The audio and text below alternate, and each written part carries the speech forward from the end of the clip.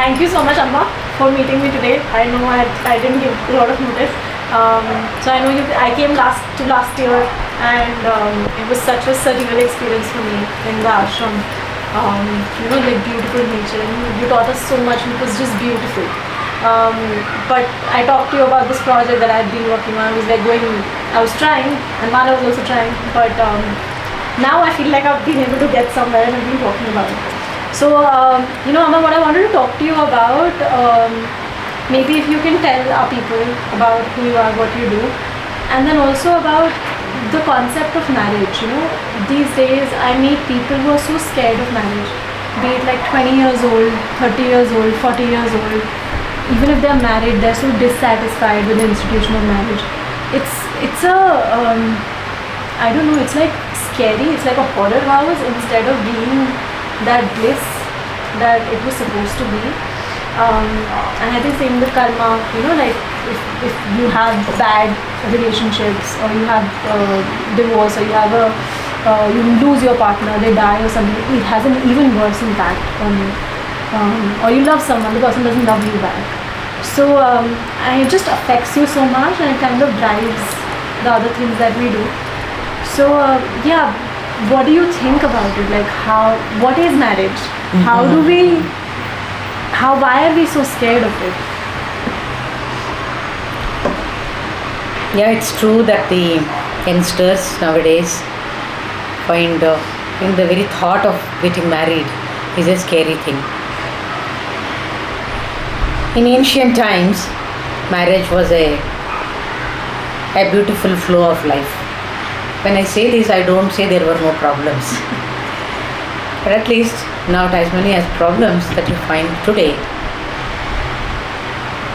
The institute of marriage is meant to make a person more and more civilized and more cultured, and create a beautiful harmonious society.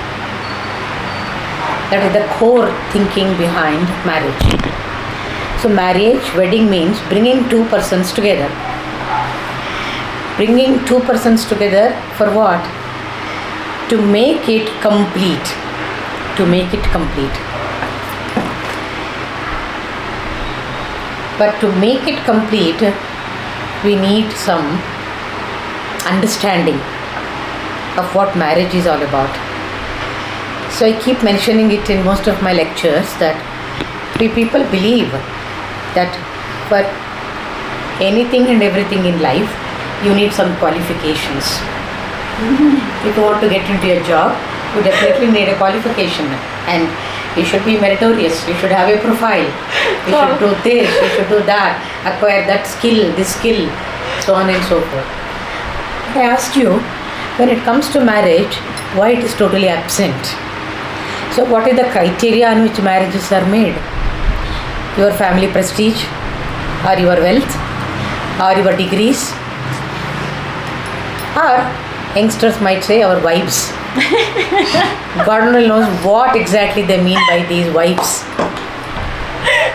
So now they have brought in this kind of, what is that, living in? Yeah. What is that? We are exploring.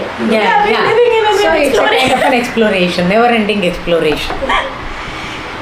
So I tell you, the more you try to explore, the more confused you are, more chaotic you are. So the purpose of marriage will not be fulfilled when you keep on exploring. And the other day I was listening to Osho. He says just by kind of sort of interview you make between a boy and a girl, and they look at each other, how can you make decisions that have to stay with you for lifetime? It's not possible. So what you do, you want to understand the other person, and you go on trying to understand the other person trying to understand. It becomes an endless game, and finally they say to each other, I have understood you enough, you have understood me enough, we don't meet each other somewhere, we are on parallel lines, so bye bye. This is what is marriage today. But simply I define what is marriage, and I want you people to contemplate on it, ponder over it, and see if it makes any sense. marriage is meant, though outwardly looks it is for satisfying your urge, mainly the urge of sex. It's not really so. For that there are so many other ways to do it. Marriage is practically bringing two souls together. The souls which are trying to find what is perfection in life, what will make my life complete, what will make my life complete, by doing what I can bring that perfection of life.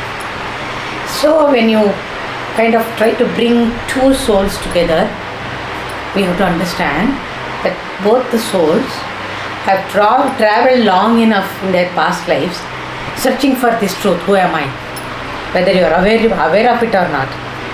So what happens, one soul with its baggage of past life karmas trying to meet the other soul which has its own baggage of karmas. So actually two souls are meeting and clashing with these two karmas.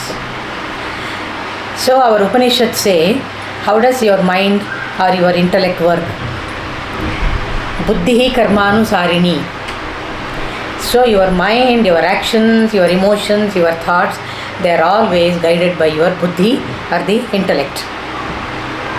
We think that we have a lot of freedom to take decisions in this life and I can always do the right thing in my life, but actually the truth is something very different. To do that, you have to understand, you have to stay in the platform of understanding what is that karma, that two baggages, the two souls have brought in together, and one soul is clashing with the other soul because of these two opposite karmas. So now the question is, how do I relate with the other person with two different baggages? To do that, the first and the foremost thing is, my Gurudev Swami Rama says, marriage is a platform where you train, understand and purify and sublimate your egos, ahankar.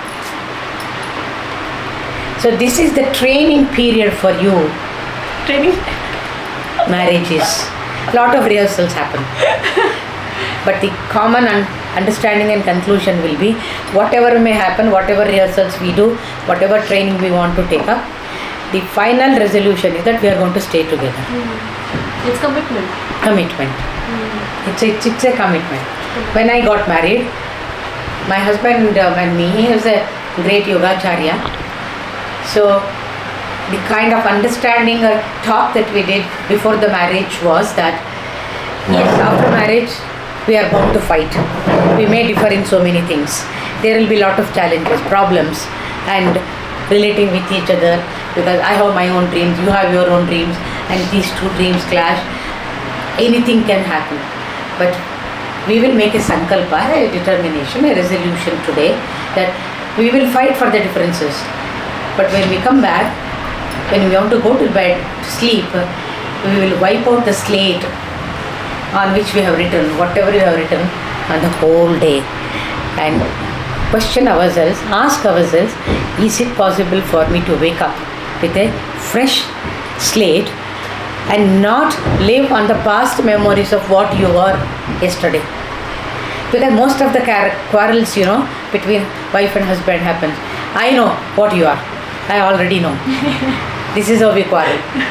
So staying closer or exploring each other, we come to a kind of a egoistic understanding that I have already understood the other person. I tell you, when the karma is playing its role and my whole existence is controlled by that unknown karma, which I am not at all aware of, there is no possibility that you can understand somebody. It's not at all possible. So, marriage is not about understanding each other. Marriage is about understanding